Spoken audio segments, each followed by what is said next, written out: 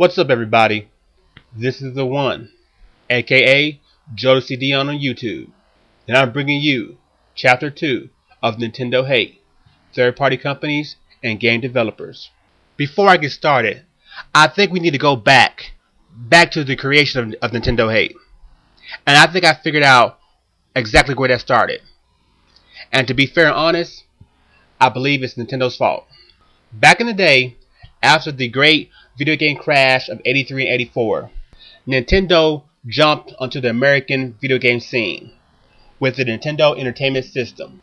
And the system was off the motherfucking chain. I'm talking about whatever kind of game you want to play, Nintendo had it on lock. Nintendo had everything for all kind of gamers. RPGs, action, platformer, sports, whatever you wanted, Nintendo had it. The same way Vince McMahon has a lockdown on professional wrestling, and yeah, that other shit don't count. Nintendo had a lockdown on the video game industry. Nintendo became the king of the world, and like all kings, Nintendo set its own laws, rules, and standards. And if you want to live in Nintendo's kingdom, you had to follow Nintendo's rules. Nintendo's main law was its golden seal of quality. The seal of quality didn't stand for saying the game was going to be perfect and awesome. The seal of quality meant that this game was made for this system and can only be played on this system. We also guaranteed that the controls and the picture would work. But the main thing was saying that once you sign on to Nintendo, we owned you.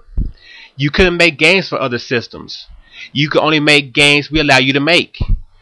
You could only produce so many games per year. So Nintendo was pretty much a pimp. Yes, and I'm talking about a pimp just like Dawn Magic Wand, Dolomite, or Superfly. Nintendo was like, yeah, bitches, if you don't do what the fuck I say, I'm gonna put my gators up your ass. And third parties were pretty much Nintendo hoes, doing whatever daddy said to do. So the year is now 1995-96. Sony releases the Sony PlayStation into the gaming world. A big fuck you to Nintendo because they recently went back on a deal they made.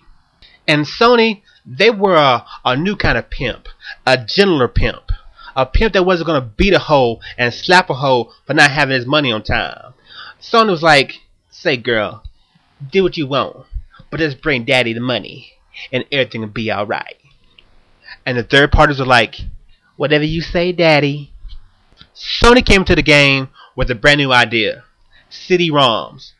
CD-ROMs were easy to produce, and also because of the style of medium they were, you could make huger games with better quality sound.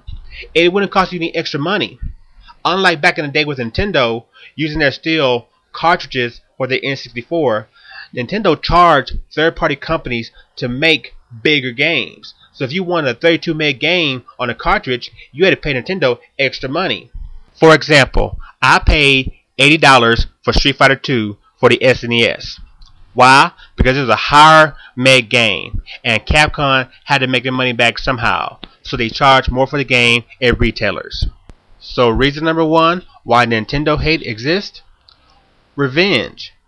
After years of abuse from the evil pimp Nintendo, companies like Capcom, Konami, Squaresoft, and Enix decided to leave and go over to where the grass was greener, PlayStation Land. Fellas, you know how it is.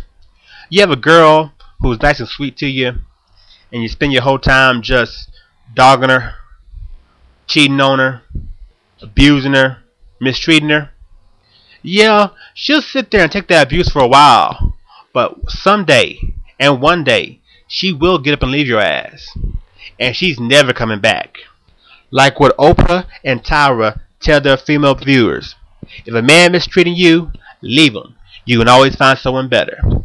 And that's what they did. The second reason for Nintendo hate is loyalty. Because the PlayStation became the new dominant force in the gaming world, companies like Eidos, Take-Two, Activision, and Namco were born. Without the PlayStation, games like Tomb Raider, Guitar Hero, Grand Theft Auto, and Tekken would have been made. Really, why would you help the rival of the company that's making you money? I mean, look at the game selection Nintendo gets compared to the other systems. Bandai Namco will make an Ace Combat, a Ridge Racer, a Tekken, a Soul Calibur for the 360, PS2, and PS3. But what did the Wii get? The motherfucking Munchables. And then a real shitty Soul Calibur Legends. It's like being a slave, and Massa, he ate all the good part of the meat, all the good part of the hog, and leave you the shit, so you can make chitlins. I mean, what the fuck's up with that? And then you'll have companies who still have revenge in their heart, and they won't make Nintendo any of their main licenses. They'll take the license and make it into a whole new genre, a real shitty genre like on-rail shooters. Or the company will look in their back catalog and port up old games for the Wii, selling them for brand new prices. You too can play a game you played 6 years ago again. The final kick in the balls is when a company decides to make a new IP for the Wii, and the new IP is totally opposite of what they are traditionally known for. For example, Company A is known for having a mascot with a fucking arm cannon.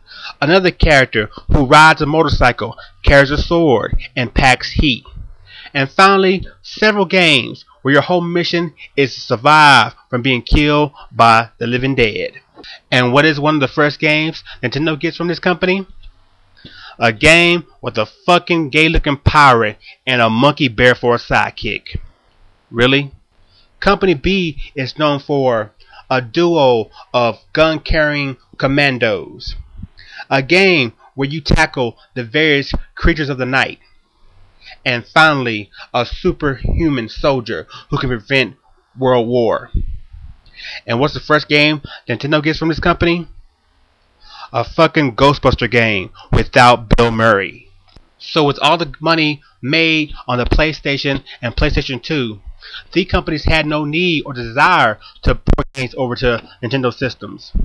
This began what is now called today exclusive rights to games, where you can only find a certain game on a certain system.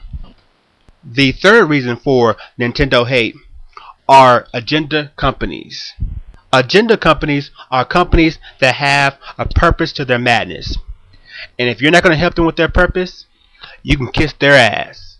Epic Games, known for their Unreal Engine, an engine that they sell to various game developers. What good is a Nintendo system for them when they care more about graphics and performance, and the creator of the system is more dedicated to gameplay? And for the game developer who bought the engine from them, why would they even attempt to make a brand new game for a Nintendo system when they've proven by buying the engine that they have no skill in developing anything from scratch, or have the time and patience or desire to even attempt to? The final step in Nintendo hate is propaganda. Propaganda is where the gaming industry tries to slander you, pigeonhole you, straight hate on you. And this is something that Nintendo has had to deal with since the beginning. Nintendo has always had to deal with not being what the other companies were. Against Sega, they weren't fast and edgy enough. And now against Sony and Microsoft, they're not as mature, not as hardcore. And you know what? The shit worked. The same way Star Wars fans are considered cool, and people who like Star Trek are considered nerds, even though both of them are fucking science fiction series that have people wearing fake alien costumes and using fake futuristic weapons. So what do you do if you're Nintendo, when there are still companies that hate you for what you did to them in the past? When other companies will not help you because they're loyal to your rival? Then there are those companies that have agendas that you cannot meet. Finally, the gaming industry doesn't like who you are or what you stand for. What can you really do? Nothing but keep on being you. Never change. I'm running out of time, people, so I'll finish this chapter up in another video. Check for it soon. Peace.